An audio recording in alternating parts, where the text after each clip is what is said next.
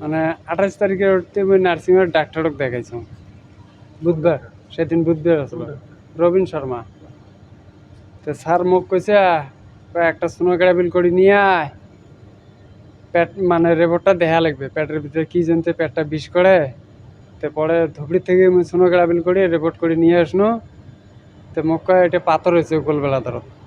মুই স্যার তাইলে বুদ্ধি কয় এটা বুদ্ধি মানে অতি তাড়াতাড়ি অপারেশন করা লাগবে। মুই স্যার মুই তো গরিব মানুষ, 300-400 টাকা ইনকাম করো।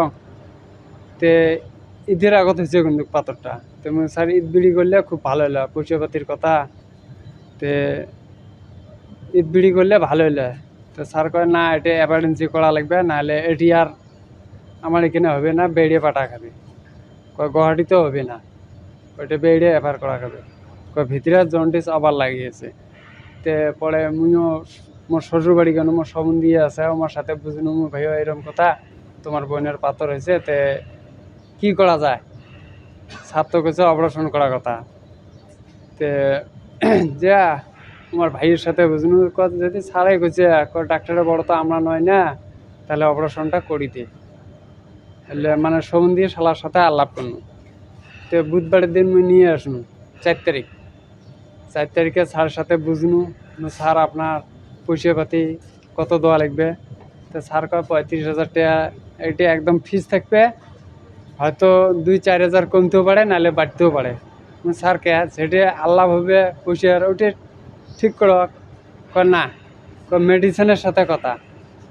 তা আছে স্যারের সাথে আল্লাহ হয়ে গেল 35,000, ইয়েতে বাড়তেও পারে নাহলে কমতেও পারে।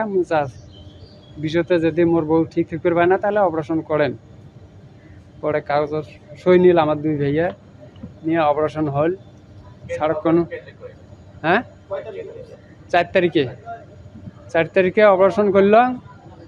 অপারেশন করে আমার পেশেন্টকে বের করে দিল। স্যার জিজ্ঞাসা করুন, স্যার অপারেশন কি সাকসেসফুল হয়েছে? না, অপারেশন সাকসেসফুল হয়েছে, তোমরা কোনো টেনশন করবেন না। পেশেন্ট নিয়ে যা মানে বেড দিছে, বেডের মধ্যে রাখিয়া 4 তারিখে স্যার না 7 তারিখে স্যার ছুটি দিল আমাকে। মানে 3 দিনের দেওয়া কথা ছুটি, আমি সেই জায়গাতে একদিন বেশি করে থাকছিলাম। স্যার পেশেন্টটা তখন সুস্থ হয়, বাড়ি যায় তখন কোনো প্রবলেম না হয়।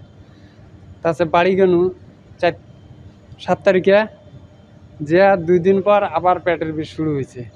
পরে স্যারের কাছে আমি আরও আসলাম, প্রেসক্রিপশন ধরে আসলাম। স্যার বললাম, স্যার এইরকম ব্যাপার, পেশেন্টটার তো পেট বেশি হয়েছে, আপনি বলছেন অপারেশন সাকসেসফুল হয়েছে, কোনো টেনশন করবে দরকার নাই।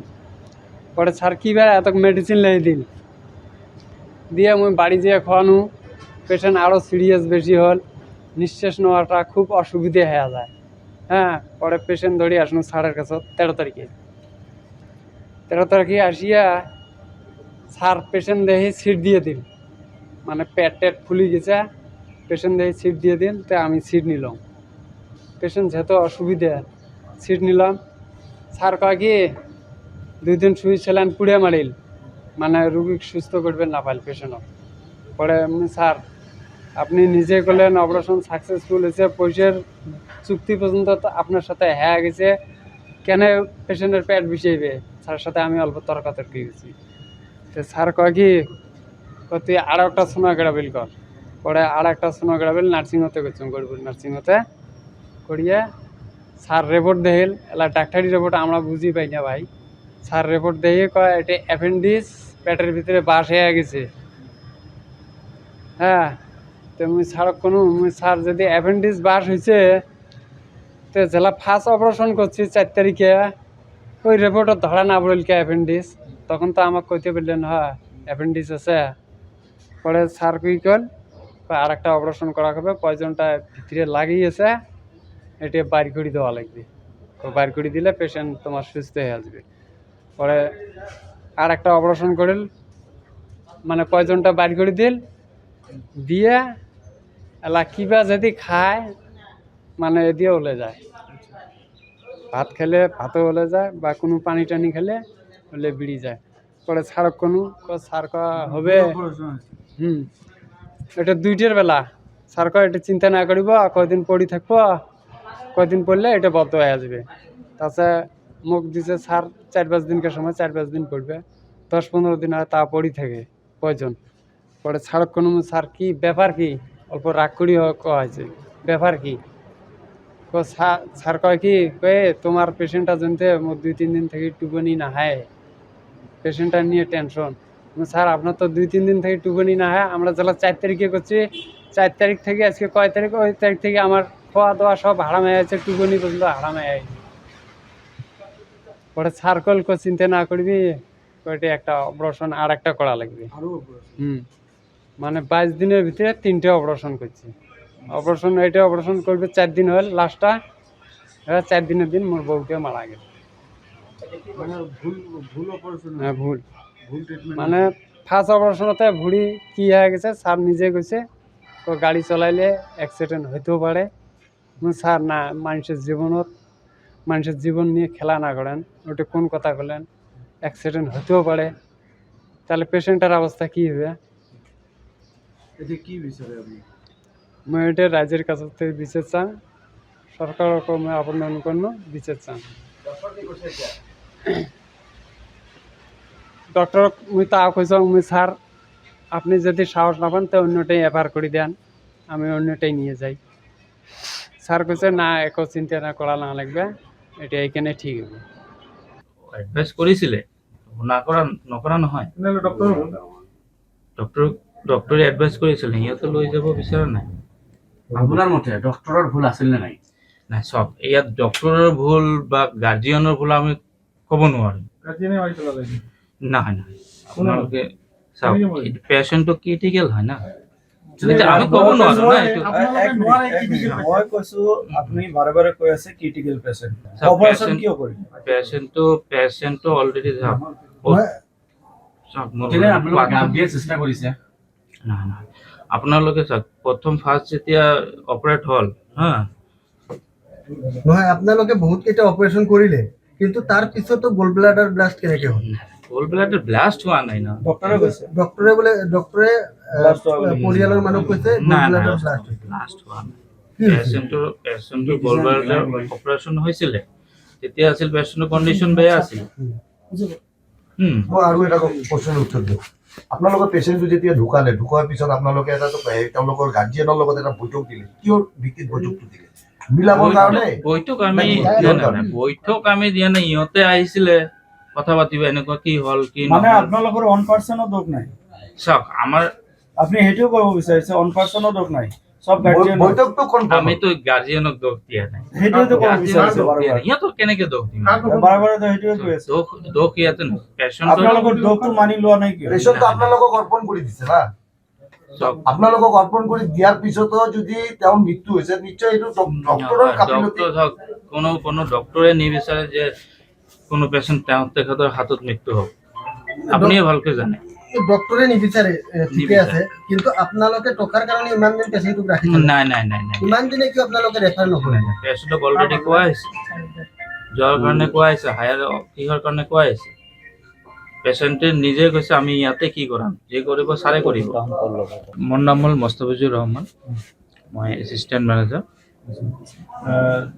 আপোনালোকৰ নাৰ্ছিং হোমত প্ৰায় তেনেকুৱা ধৰণৰ ঘটনা ঘটে আৰু এগৰাকী ৰোগীৰ মৃত্যুক কেন্দ্ৰ কৰি এটা উত্তপ্ত ধৰ এইটোতো কি নহয় এটা পেচেণ্টটো আগৰ পৰাই কি আছিল ক্ৰিটিকেল কণ্ডিশ্যন আছিল আমাৰ ছাৰে আমাৰ ৰবীন শৰ্মা ছাৰে চাৰ্জাৰী অপাৰেট কৰিছিল এইটো ছাৰে ইহঁতে আগতে গম পায় ইহঁতে হয়তো বাহিৰে ট্ৰিটমেণ্ট পিছত লৈ আছিল পেচেণ্টৰ কণ্ডিশ্যন ইমান ভাল নাছিল কিন্তু এটা পেশেন্টক 24 দিনৰ ভিতৰত কেনেকৈ 4টা অপাৰেশ্যন কৰিলে মই কৈ আছো কথাখিনি তো পেশেন্টটো আছিল ক্ৰিটিকেল কণ্ডিশ্যন পেশেন্টটো যেতিয়া ফাৰ্ষ্ট অপাৰেট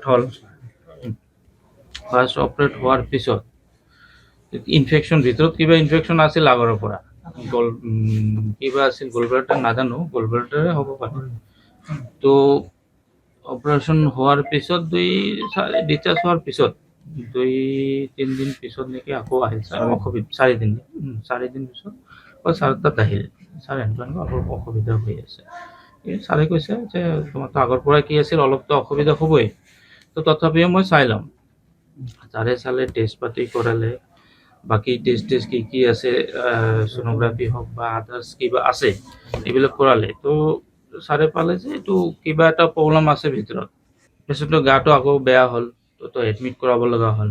তো আকৌ ভালকৈ টেষ্ট পাতি কৰাই মেলি কি কৰি তাৰপিছত কয় যে ৰিঅপাৰেট কৰিব লাগিব, কিবা বস্তু এটা আছে, এপেণ্ডিক্সৰ হওক বা কিবা ধৰণৰ বস্তু আছে, ডক্টৰে গম পায়। এতিয়া কথাটো শুনো, প্ৰথম যেতিয়া চিটি স্কেন কৰা হ'ল CT তেতিয়া গম পোৱা নাছিল নেকি যে এইটো এইটো ধৰক এইটোতো আমি গম নাপাওঁ, ডক্টৰে গম পায়। এনেকুৱা ডক্টৰ যদি কোনো অভিজ্ঞতা নাই, যদি সেইটো চালে গম নাপায়, তেনেহ'লে সেইবোৰ ডক্টৰ কিয় ৰাখিছে আপোনালোকে? যদি অসুস্থ হৈছে আপোনালোকে ইয়াত নোৱাৰে আপোনালোকে কিয় অলৰেডি পেচেণ্টক অলৰেডি কোৱাই হৈছিল, ফাৰ্ষ্ট চাৰ্জাৰী কৰাত আগতে ইহঁতক এডভাইচ দিয়া হৈছিল যে আপুনি বাহিৰত কৰাব পাৰে। এডভাইচ তেওঁলোকে বিচাৰিছে আমি বাহিৰত লৈ যাওঁ, আপোনালোকে নাই, ডক্টৰে দিয়া আগতে নাই। ডক্টৰে ডক্টৰে কৈছিলে দিয়া নাই। আপোনালোকৰ ইয়াতে আগতো দেখা গৈছিল কেইবাজনো পেচেণ্টৰ ক্ষেত্ৰত সেই এনেকুৱা ঘটনা ঘটিছিল, অপাৰেশ্যন কৰাৰ পিছত ঘাঁ হৈ যায় বা ইনফেকশ্যন হয়। এইটো বেলেগ কি আছিল। অকল ধন ঘটাৰ কাৰণে আপোনালোকে ইয়াত বহিছিল, চিকিৎসালয় খুলিছে ৰোগীৰ ক্ষেত্ৰত আপোনালোকৰ কোনো ধৰণৰ দায়বদ্ধতা নাই নেকি? আছে, এইটো কথা নহয়, দায়বদ্ধতা আছে। ডক্টৰে যথেষ্ট চেষ্টা কৰে, নকৰে নহয়। এইটো পেচেণ্টৰ কাৰণে যথেষ্ট চেষ্টা কৰিছে। নহয়, বহুত চেষ্টা কৰিছে গম পাইছো, কিন্তু 24 দিনৰ ভিতৰত 4টাকে অপাৰেশ্যন এইটো কৰিব পাৰে নেকি?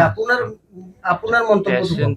আপুনি এগৰাকী সাধাৰণ ব্যক্তি হিচাপে কওক যে এটা পেচেণ্টক 24 দিনত 4টা অপাৰেশ্যন কেনেকে সম্ভৱ হয়? এতিয়া চাওক, এতিয়া ডক্টৰে এইটো গম পায় কি প্ৰব্লেম আছে। আমি নাজানো, আপুনিয়ে নাজানে ভিতৰত কি আছে নাহে, ডক্টৰে গম পায়। এইটো পেচেণ্টক এডভাইচ কৰিছে, আপুনি পেচেণ্টৰ ক্ৰিটিকেল হৈ আছে, আপুনি বাহিৰতো লৈ যাব পাৰে, এডভাইচ দিছিলে। পিছত গৈ সিহঁতে কৈছে না আমি বাহিৰত লৈ নাযাওঁ। মানে সেই মুহূৰ্ততে তেওঁলোকে আপোনালোকে- ওলোটা অভিযোগ উত্থাপন কৰিছে যে ডক্টৰে যাব দিয়া নাই, তেওঁলোকে যাব বিচাৰিছে। ডক্টৰে এডভাইচ দিছিলে, যাবৰ কাৰণে এডভাইচ দিছিলে। এনেকে কৈছে যে তোমালোকে যদি বাহিৰত লৈ যাব খুজি আছে, লৈ যাব বিচাৰে। আপুনি লিখা আছে। আজিও যেতিয়া ৰাতি বেছি অলপ কি হৈছিলে, ইমাৰ্জেঞ্চি ডক্টৰ চেকআপ কৰি সিহঁতক তথাপিও এডভাইচ দিছিলে যে আপুনি বাহিৰত ICU যদি আছে, আমি কণ্টেক্ট কৰিলোঁ আমাৰ লোৱাৰ আছাম হস্পিটেলত, পঠাই দিয়া, আমি ICUত ৰাখি দিম পেচেণ্টটো। ৰাতি 3টা মানত সিহঁতে লৈ যোৱা নাই। পেচেণ্টটো ঢুকাইছে কেইটা বজাত? পেচেণ্টটো ঢুকাইছেতো নহয়, এইটো পেচেণ্ট তেতিয়া ঠিকে আছিলে, অলপ ক্ৰিটিকেল আছিলে। পেচেণ্টটো লৈ গৈছে ইয়াৰ পৰা 5টাৰ পিছত, তেতিয়া 3টা বাজিছিলে, যাওঁতে লেট হৈছে সিহঁতৰ। তাৰপিছত সিহঁতে আকৌ পাণবাৰী নপোৱাকৈ লৈ আহিলে, বৰপেটে হৈছে, ৰাস্তাতে ঢুকালে। ইমান দেৰি কৰিছে সিহঁতে। মানে ভুল পেচেণ্টৰ গাৰ্ডিয়ান আপোনালোকৰ হিচাপত? ধৰক এইটো ভুল আমাৰ পেচেণ্টৰ, এইটোতো মই ক'ব নোৱাৰোঁ।